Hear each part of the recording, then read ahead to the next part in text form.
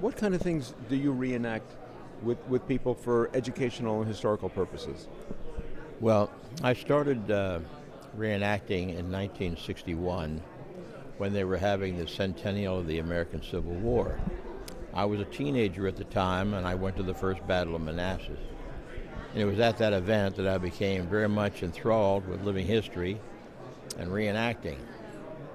After that, I reenacted as a Scotsman during the Jacobite Rebellion of 1745.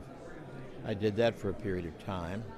And it was when I was doing that I learned to play the bagpipes. I continued to do that for some time, and then the bicentennial came along, and by 1976, I was involved in a colonial folk festival called Cavalier Days in Calvert County. And I taught students that I was teaching many crafts and skills that the early settlers of Maryland learned and practiced. I did that for about 12 years, and then one day I was invited to go to a reenactment of the Battle of Brandywine in Pennsylvania. At that event, I saw it to be very intriguing and interesting, and on the way there, carrying a new friend of mine, I said, "Who are you with? Are you with the good guys or the bad guys?" And he said, "What do you mean?" And I said, "Well, are you with the Americans or the British?" And he said, "I'm with the in-between guys." I said, "Well, who in the world are the in-between guys?" He said, "There were 30,000 soldiers here that have been contracted and hired by the King of England because he needed troops. And they came from various provinces in Germany, such as Hesse." And so I became a Hessian reenactor about 20 years ago. What role did the Hessians play in the American Revolution? They were in every major battle that the British were in. They made up about a little over a third of the British Army. And there are three major campaigns that the regiment I portray were in. The Battle of Fort Washington, the Battle for Rhode Island, and the Battle for Charleston. That regiment is called the Regiment von Hoon. And we are the largest Hessian regiment, reenactment regiment in the United States today. And we'll be participating in an event at Mount Vernon the first weekend in May. And it'll be a gigantic event with about 10,000 visitors both Saturday and Sunday. So we're quite proud of our regiment. I have wonderful people in it. Everyone's a good person, and we get along fine. And you know why? We don't talk about religion, and we don't talk about politics. And we all get along well, because that's personal. What about the guys who get shot in the reenactment? What incentive do they have, or resistance do they have to falling down in battle? Well, they're often reluctant to get shot because they enjoy maneuvering and going through the field and firing their weapons. But it looks very unrealistic if you keep doing that, especially when the enemy gets closer. So at a certain point, I or a captain, rather a corporal, will go by and tap someone on the shoulder and say, "It's time to go down on the next volley from the enemy." And then we do that. Once in a while, we go down when a cannon is fired. About 4 of us jump up in the air and fall down. Now, have historic reenactors come under scrutiny from state school curriculum writers, educators, with regard to the Civil War and portraying reasons for the Civil War? Yes, politics and political correctness have invaded living history. I noticed that Colonial Williamsburg does not like to have many military things, and yet there was a garrison regiment there, and they used to have a program called Under the Redcoat when the town was occupied by British and Hessian soldiers, and they discontinued that event.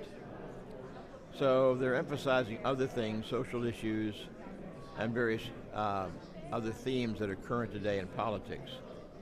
And that's kind of unfortunate because they're leaving out some major events in history that had a military bent to them.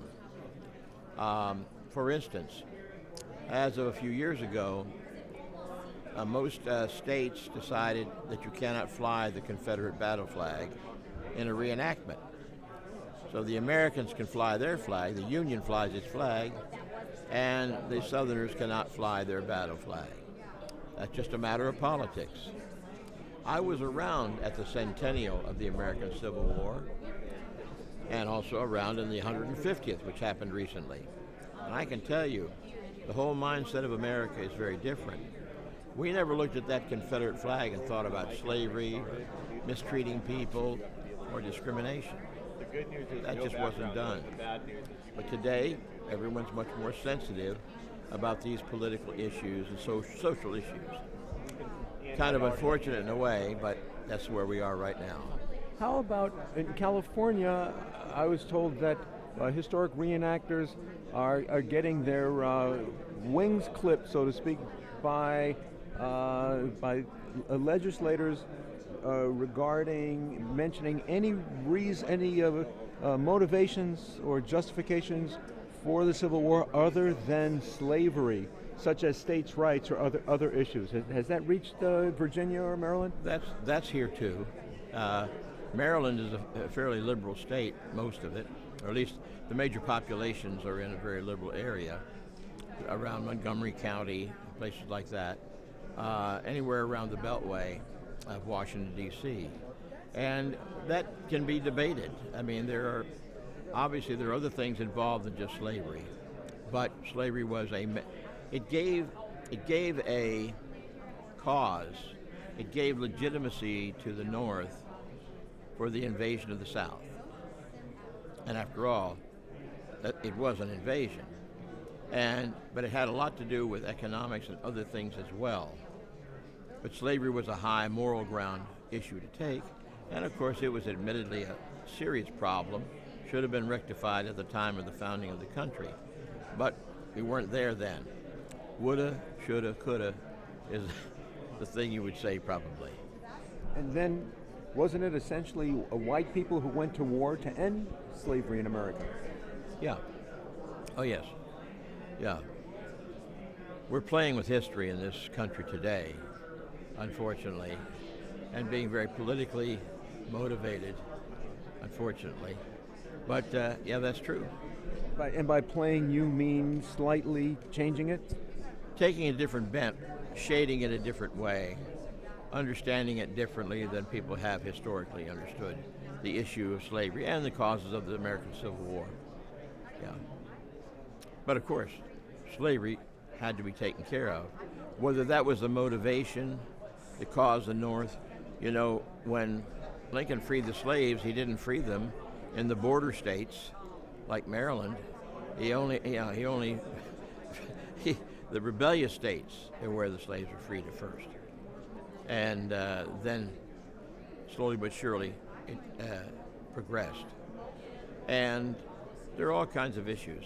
All you have to do is go on the internet and put in a statement, the causes of slavery, or was slavery the major cause of the Civil War? And you'll get some very well-educated professional historians stating what they feel is the case. There are two sides of this story. I don't pretend to have all the answers on either side.